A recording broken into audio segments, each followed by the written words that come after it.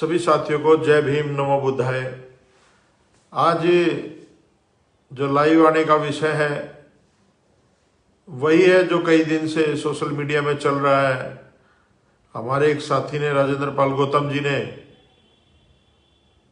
जो कार्यक्रम में वो बतौर अतिथि गए थे उसमें जो 22 प्रतिज्ञाएं उन्होंने दोहराई, उस पे जो देश में बवाल मचा वो आप लोग सब देख ही रहे हैं।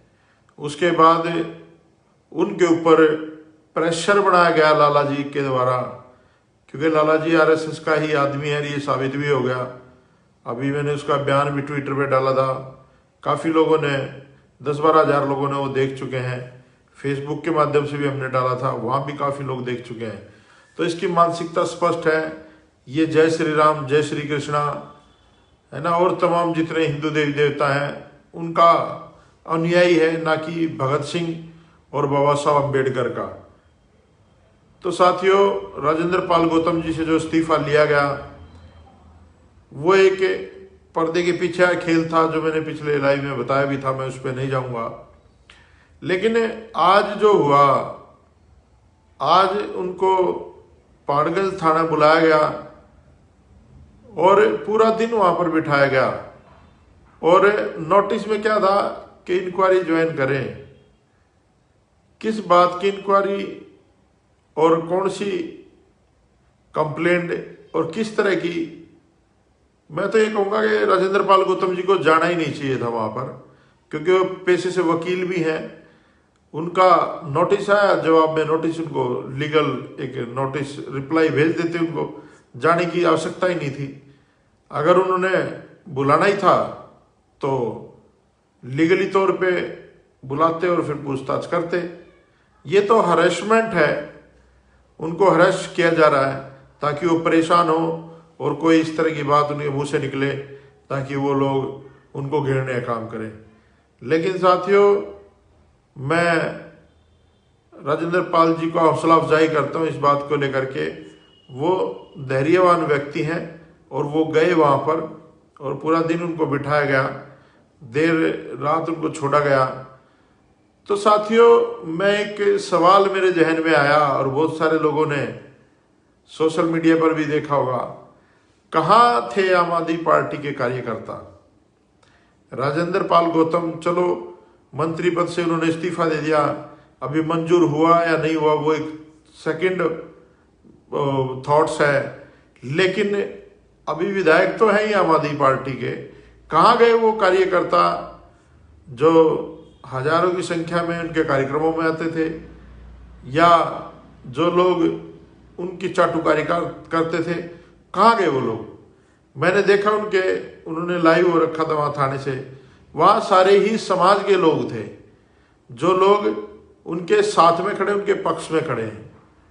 और ये बहुत अच्छी बात है, समाज के आदमी को अकेला नहीं छोड़ना चाहिए हमें, क्योंकि ऐसे कम ही लोग होते हैं जो खुल करके पूरी मजबूती से समाज की आवाज को, समाज की बात को एक प्लेटफॉर्म पर रखते हैं।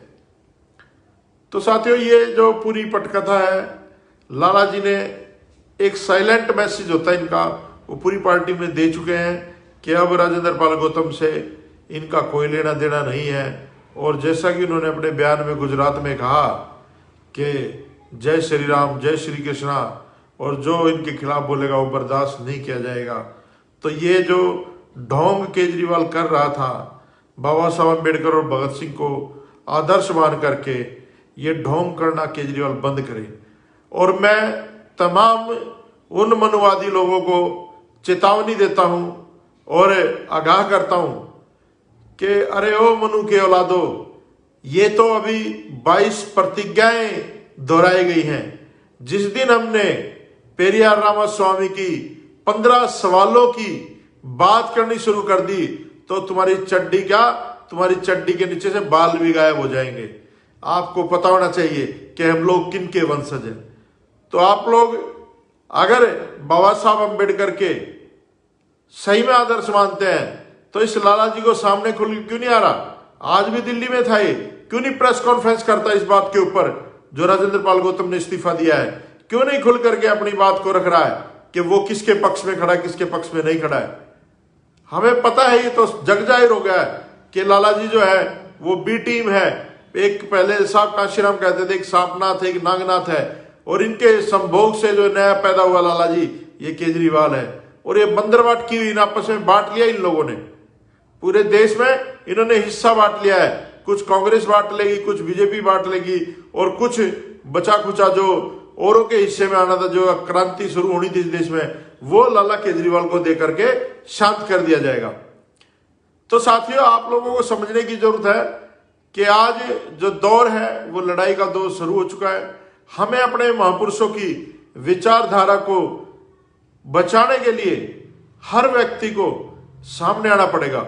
और मैं तो ये कहता हूं, जो भी लोग अपने आप को बाबा साहब अम्बेडकर का अनुयायी समझते हैं, या जो ये समझते हैं कि आज मैं जो भी हूं बाबा साहब अम्बेडकर की बदौलत हूं, उन लोगों को अपने अपने घरों के बाहर बाबा साहब अम्बेडकर की 22 प्रतिज्ञाएं और 15 पेरियार रामास्वामी के जो सवाल हैं उनका एक फ्लैक्स बना करके टांग देना चाहिए कि ये हमारे सवाल हैं। जो मनुवादी इन सवालों का जवाब दे देगा और हमें सेटिस्फाई कर देगा, हम हिंदू फोल्डर में आने के लिए तैयार हैं। नहीं तो फिर ये बांडा, ये जो फूट चुका है, जो जग जाहिर हो चुका है, जो ये पाखंड का बोलबाला खत्म होने जा रहा है, जो ये आज अंबेडकर का युग शुरू हो रहा है, उससे आप लोगों को समझने की जरूरत है कि ये देश मनुस्मृति से नहीं, ये देश इस देश के कॉन्स्टिट्यूशन से चलेगा। इस देश के कॉन्स्टिट्यूशन के फादर ऑफ कॉन्स्टिट्यूशन बाबा साहब अम्बेडकर के विचारों से ये देश चलेगा, ना कि तुम्हारी मन गढ़ंत कहानियों से चलेगा। मैं अभी मेरे इस कमेंट बॉक्स में एक वीडियो आई थी, पहले वाले में मैंने देखा, उसमें एक पटेल हैं, डॉक्टर साहब हैं, वो बता रहे थे कि कुमार विश्वास जो आम आदमी पार्टी के नेता हुआ करते थे, कवि भी हैं और डॉक्टर लिखते हैं अपने नाम के आगे। मुझे शर्म आती है ऐसे आदमी को कि उसको डॉक्टर कह रहे हैं लोग और उसके पास उपाधि है। उसने क्या कहा, और उसके भाषण में है ये बात कि उसकी बेटी जब लंदन पढ़ने गई तो उसने अपनी बेटी को रामचरितमानस भेंट की कि बेटी जब तू परेशान हो तो ये पढ़ लेना। तो कुमार विश्वास वहां पर 3 महीने बाद जाता, देखता है वो गांठ खुली नहीं थी उसकी, उसने पढ़ा ही नहीं। फिर 1 साल बाद जाता है, फिर भी देखता है कि वो पढ़ी नहीं। तो अपनी बेटी से जब शाम को घूमने जाते हैं सवाल पूछता है कि बेटा तुमने वो रामचरितमानस नहीं पढ़ी। तो फिर वो बच्ची, क्योंकि वो आधुनिक युग की बच्ची है, उसने जवाब देती है कि पिताजी, जिस आदमी ने अपनी गर्भवती महिला को घर से निकाल दिया हो वो मेरा आदर्श कैसे हो सकता है, और उससे मैं क्या सीख पाऊंगी उसके जीवन से। तो फिर कुमार विश्वास जी कहते हैं कि ऐसा तो हुआ ही नहीं, ये तो जब बुद्धों का आगमन हुआ जब जाकर के ये चीजें उन्होंने जोड़ दी गलत सलत, और प्रभु श्री राम ने ऐसा किया ही नहीं। ये तो जग जाहिर है, आज से नहीं है। हम रामलीला देखते हैं, उसमें भी अग्नि परीक्षा ली गई है। हालांकि ये सारी चीजें हम लोग नहीं मानते हैं, हम इसको मैथोलॉजी मानते हैं, एक कल्पना मानते हैं, हम इसको नहीं मानते कि ये हुआ होगा। लेकिन फिर भी मैं एक बात कहना चाहता हूं ऐसे लोगों से, कुमार विश्वास जैसे लोगों से, कि जहां पर भी खुदाई करोगे तो राम के, कृष्ण के या महाभारत के जो भी अवशेष आप लोगों ने दबाए हैं या पैदा किए हैं, उनसे पहले बुद्ध के अवशेष निकले हैं। जितनी खुदाई करोगे, जितना गहराई में जाओगे, उतनी गहराई में तथागत बुद्ध मिलेंगे। और सम्राट अशोक का देश है ये, बाबा साहब अम्बेडकर का देश है, और ये बुद्ध का देश है। जब देश के प्रधानमंत्री बाहर जाते हैं तो कहते हैं कि हमने दुनिया को बुद्ध दिया, युद्ध नहीं दिया। तो साथियों, ये इस तरह की जो प्रोपेगेंडा फैलाते हैं समाज में लोगों को, इनके खिलाफ एक मुहिम हमें छेड़ना पड़ेगा। और मैं ये कहता हूं आप लोगों से भी, जो लोग मुझे देख रहे हैं, कि भाई हाथ जोड़ के निवेदन है आप लोगों से, यार इस जाति से बाहर निकल आओ।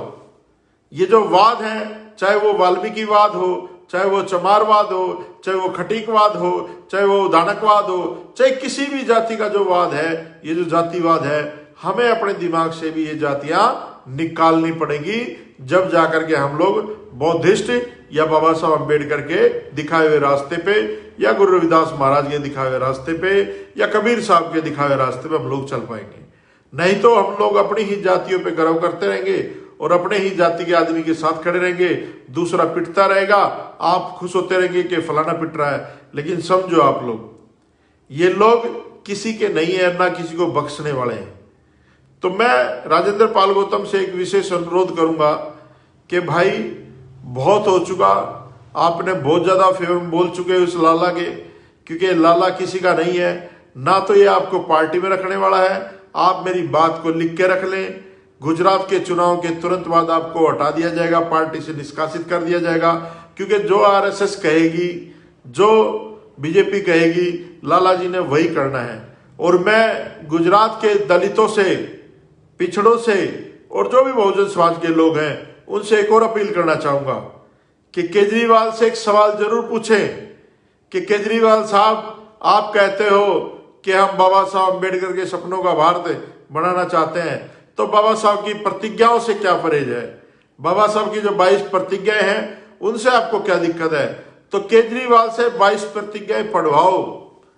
जब तुम्हारे गली में आए, तुम्हारे मोहल्ले में आए, तो इसको कहो, दलितों, पिछड़ो, बहुजनों, मूल निवासियों, इससे पूछो कि बाबा साहब की 22 प्रतिज्ञाएं पढ़ो, हम तुम्हें वोट देंगे।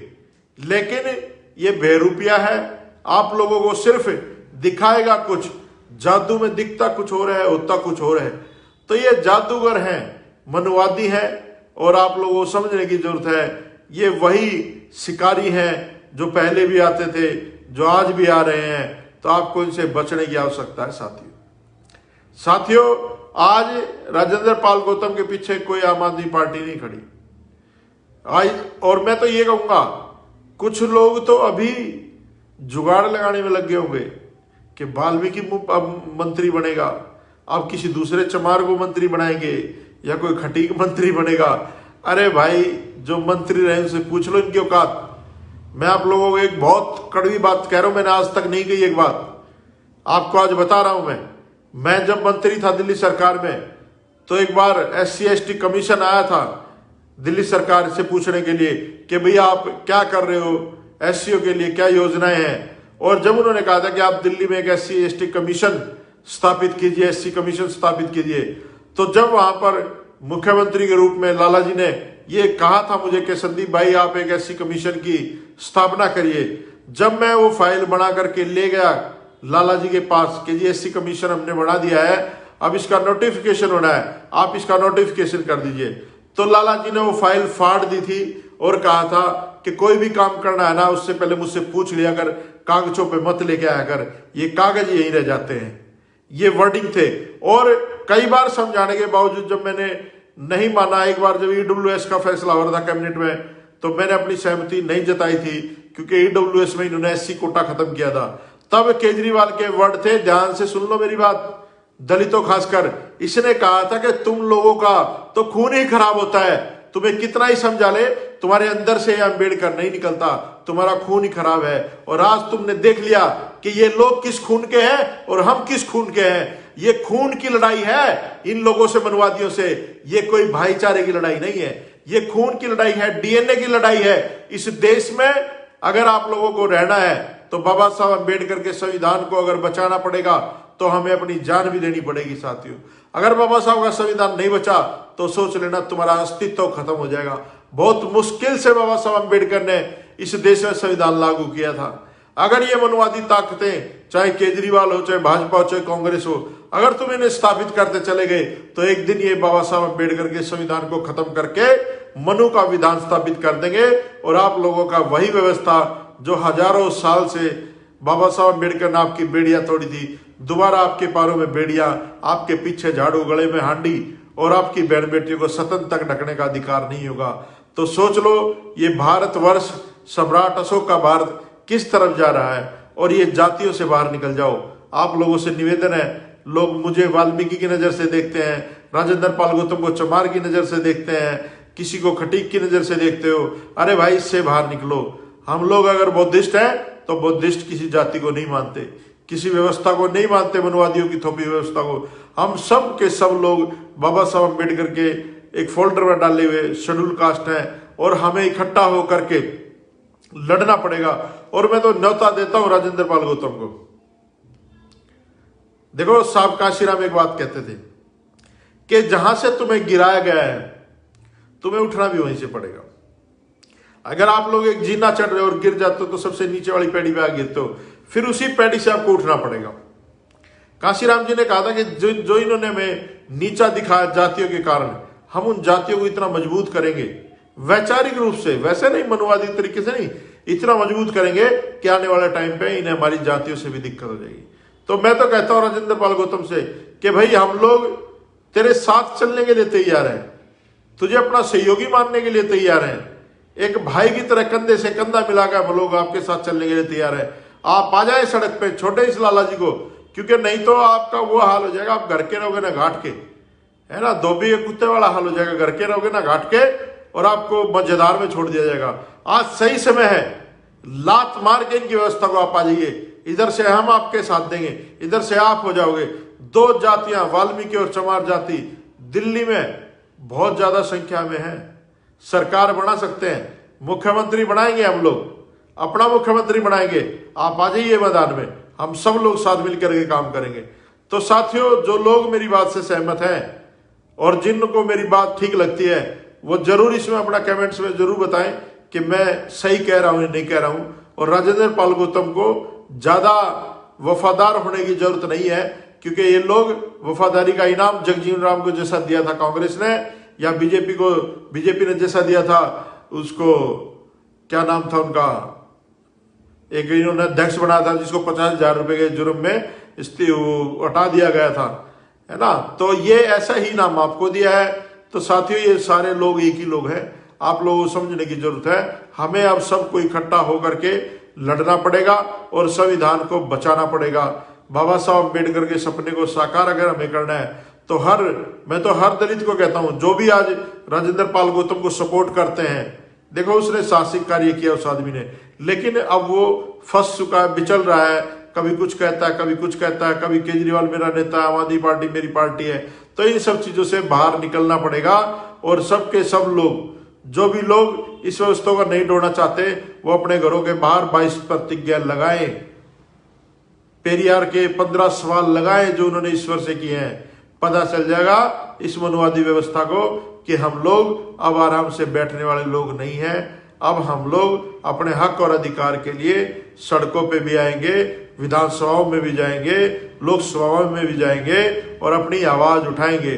और एक और जाते जाते मैं एक सबसे अपील करता हूं, मेरे जितने भी शेड्यूल ट्राइब या ओबीसी के जो लोग हैं हमारे, जो 85% लोग विधानसभा या संसद में बैठे हैं, वो सारे के सारे लोग अपने अपनी विधानसभा में जब सत्र लगे तो बाबा साहब अम्बेडकर की 22 प्रतिज्ञाएं पढ़ो वहां पर, क्योंकि तुम लोग, तुम्हारी औकात नहीं थी वहां पर एमएलए, मंत्री या विधायक या सांसद बनने की।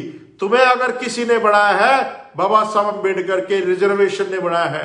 हर दलित को, हर ओबीसी को, हर बहुजन समाज के व्यक्ति को, चाहे वो लोकसभा का सदस्य है, चाहे वो किसी भी विधानसभा का सदस्य है, उसने अपने प्रतिनिधित्व में, अपने सामने, अपनी विधानसभा में 22 प्रतिज्ञाएं बाबा साहब की पढ़नी चाहिए। अगर आप लोग ये काम कर दें तो ये व्यवस्था जड़ से उखाड़ दी जाएगी और हमारे सम्राट अशोक का साम्राज्य, हमारे बाबा साहब अम्बेडकर के सपनों का भारत और बौद्ध में भारत बनने से इसको कोई नहीं रोक सकता। तो साथियों, आप लोगों से निवेदन है, इस वीडियो को ज्यादा से ज्यादा शेयर करें और एक दूसरे तक पहुंचाएं, व्हाट्सएप पे भी एक दूसरे को सेंड करें। और अब हमें निर्णय लेने की जरूरत है, हम सबको इकट्ठा होने की जरूरत है। आपसी जातियां छोड़ करके, आपसी मनमुटाव छोड़ करके, आपसी भेदभाव छोड़ करके, सभी बातों को भूल करके हम सबको इकट्ठा होकर के इस मनुवादी व्यवस्था से लड़ने की जरूरत